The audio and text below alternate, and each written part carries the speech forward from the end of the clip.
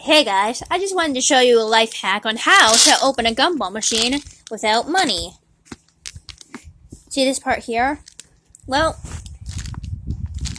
hang on, I just need to...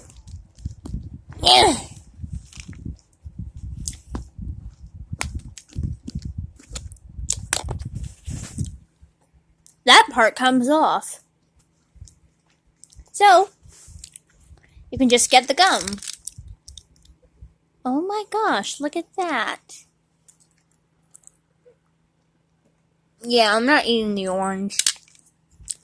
Also, if you think these are lemon, nope. Banana. Also, the grape ones taste like medicine, and, well, the white ones don't taste like anything, really. Honestly, I expected the white ones to taste like either coconut or peppermint, but they just tasted like flavorless gum. So that's my life hack. Don't want to spill gum all over the place.